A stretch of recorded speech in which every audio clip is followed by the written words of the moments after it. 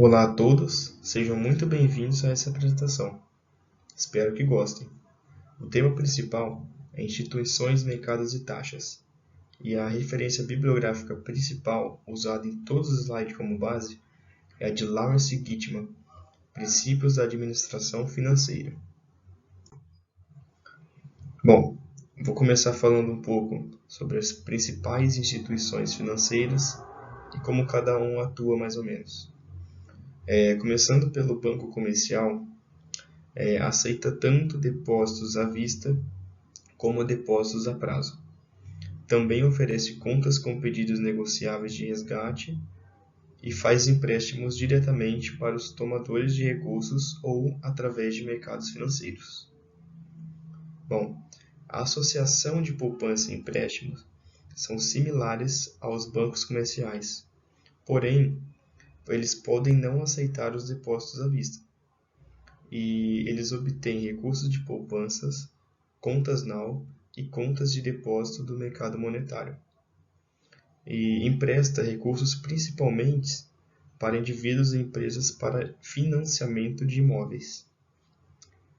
A cooperativas de créditos lidam principalmente com as transferências de fundo entre os clientes. Aceitam depósitos de poupança dos membros, depósitos de contas NOW e contas de depósitos do mercado monetário. Bancos de poupança mantêm poupanças, contas NOW e contas de depósito do mercado financeiro. Geralmente, emprestam ou investem em fundos através de mercados financeiros, mas fazem também alguns financiamentos imobiliários. A companhia de seguro de vida é o maior tipo de intermediário financeiro que mantém poupanças individuais, fundos de pensão e fundos mútuos. Recebe pagamentos de prêmios e o investe para acumular recursos para futuros pagamentos de benefícios. Os fundos de pensão, estabelecidos para os empregados que possam receber uma renda pós-aposentadoria. A maioria dos recursos é emprestada ou investida através do mercado financeiro. E por fim, os fundos mútuos. São fundos comuns de recursos da venda de ações, usados para adquirir ações e títulos de dívidas de empresas e unidades do governo. Criam uma carteira de títulos gerenciado profissionalmente para conseguir um objetivo de investimento específico. Bom, falando um pouco sobre mercados, a relação entre instituições e mercados é de que as instituições financeiras participavam ativamente nos mercados monetários e de capital, tanto como fornecedoras quanto como tomadoras de recursos. Existem os dois tipos, mercado primário e mercado secundário, e suas características. No mercado primário, é o local onde títulos do mercado monetário e capital são inicialmente emitidos, sendo assim, o único mercado no qual o emissor está diretamente envolvido na transação. E mercado monetário ocorre transações através de instrumentos de dívidas a curto prazo ou títulos imobiliários. E também, mercado de capital, são negociados títulos mobiliários a longo prazo, como títulos de dívidas, tesouro direto e ações. Já o mercado secundário títulos que já tiveram proprietários são negociados e títulos usados que já tiveram proprietários. Continuando no assunto de mercados, o mercado monetário é caracterizado pelas suas operações a curto prazo, onde na maior parte das vezes os ativos financeiros, como tesouro direto, certificados de depósitos, entre outros, são utilizados para as transações. Este mercado não é uma instituição existente, já que o mesmo é encontrado em bancos. Também é importante ressaltar as transações em fundos federais, onde o Banco Central se envolve no mercado, assim intermediando empréstimos de um banco para outro. Já o mercado da euromoeda, ou então chamado de mercado monetário doméstico internacional, é um mercado para depósitos bancários a curto prazo, com moedas facilmente conversíveis, como o dólar norte-americano, por exemplo. Essas transações têm características específicas, já que apenas é considerado depósito em euromoeda quando o indivíduo ou uma sociedade anônima faz um depósito em uma moeda qual não é a moeda local do país que está localizado, como por exemplo, um depósito em euros localizado nos Estados Unidos. A Bolsa de Valores fornece um local para as empresas conseguirem vender títulos de suas ações, tornando um bom negócio para um comprador, pois o mesmo conseguiria revendê-las de forma segura e rápida quando achar que seja necessário. As bolsas de valores organizadas são organizações tangíveis que atuam como um mercado secundário, onde títulos emitidos são revendidos. Para que os títulos de uma empresa possam ser negociados nessas bolsas organizadas, é necessário seguir uma série de exigências e preencher a solicitação de registro. Este pregão da bolsa é basicamente um leilão, onde se visa a compra de títulos pelo preço mais baixo e a venda dos mesmos pelo preço mais alto possível. Assim ser uma boa relação para os vendedores e também os compradores.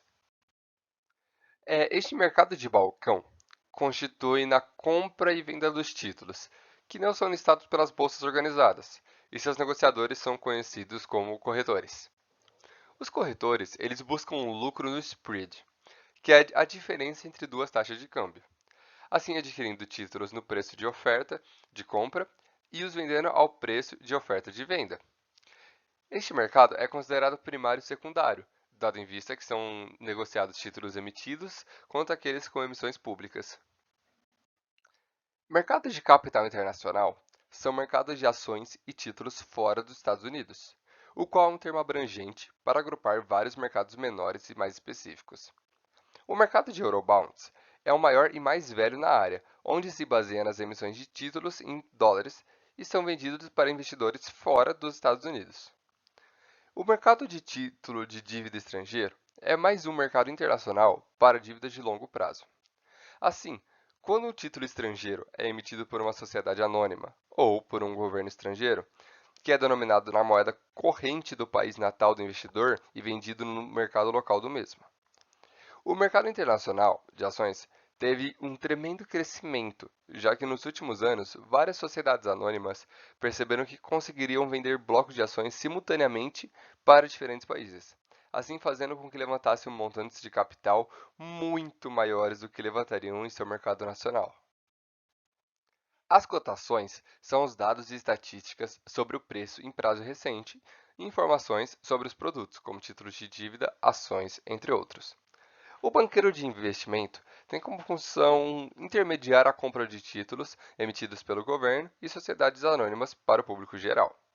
Já o processo de subscrição é quando um banqueiro de investimento compra uma emissão de um título, garantindo ao emissor o recebimento de um montante específico pela emissão.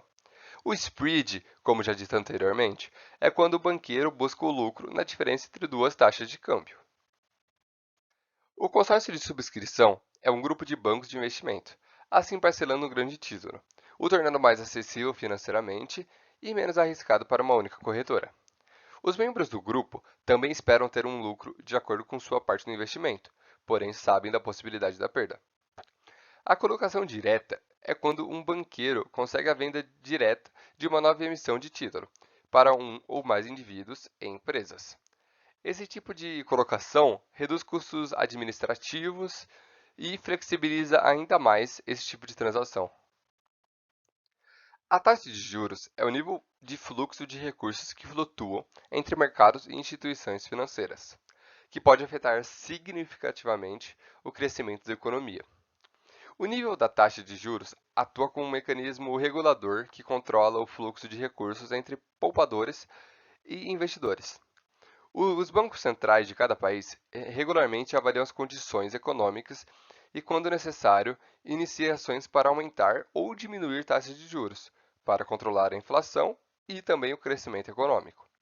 Quanto menor for a taxa de juros, maior o fluxo de recursos, gerando um maior crescimento econômico. Quanto maior a taxa de juros, menor este fluxo de recursos e, consequentemente, menor o crescimento econômico.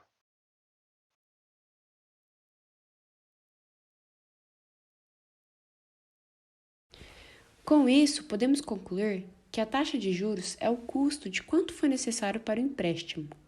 Já no mercado de ações, o retorno exigido é a definição para tal custo. Já a estrutura a termo das taxas de juros é a relação entre as taxas de juros com o tempo de vencimento, ou a taxa de retorno com o tempo até o vencimento. Agora, sobre as curvas de rendimento, Elas mostram o padrão de taxas de juros sobre títulos de características iguais e diferentes vencimentos. É uma descrição gráfica da estrutura termo das taxas de juros. Vamos usar esse gráfico como exemplo. Na curva de 22 de maio de 1981, podemos observar uma curva de rendimento invertida, pois as taxas de juros são altas em curto prazo e, a longo prazo, as taxas são menores. Com isso, podemos concluir que a curva de rendimento tem tendência de baixa. Em seguida, na curva de 31 de julho de 1998, estamos vendo que os custos de empréstimos de curto prazo são menores em relação aos custos de empréstimos de longo prazo, tendo como resultado uma tendência de alta. Essas curvas são mais frequentes e caracterizadas como curvas de rendimento normais. Por fim, analisaremos a curva de 29 de setembro de 1989, a qual mostra custos de empréstimos de curto prazo parecido com custos de empréstimos de longo prazo, mostrando baixa variação na curva de rendimento, sendo classificada como curva de rendimento achatada. Tendo em vista esses três tipos de curva de rendimento, estas refletem a probabilidade sobre as taxas de juros futuras e as inflações. Como, por exemplo, uma probabilidade de alta nas taxas de inflação resulta em taxas de juros altas em longo prazo, e vice-versa. Assim, uma expectativa de inflação crescente tem como resultado curvas de rendimento com tendências de alta, e uma expectativa de inflação decrescente resulta em curvas de rendimento com tendências de baixa.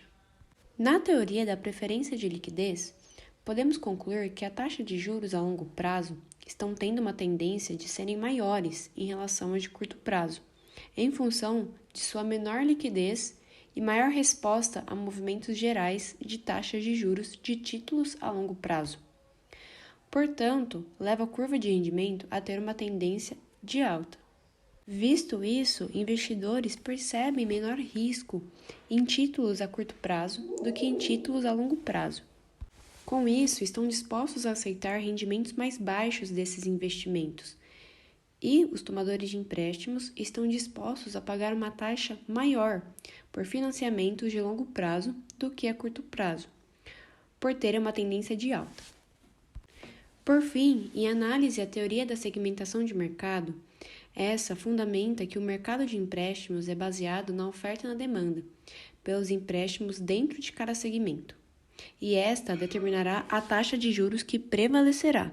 Por exemplo, se a oferta de taxa de juros a curto prazo é maior que a demanda desta, ao mesmo tempo que a oferta pelas taxas a longo prazo são baixas do que a demanda dessa mesma taxa, as taxas de curto prazo serão mais baixas e a taxa de juros de longo prazo serão mais altas.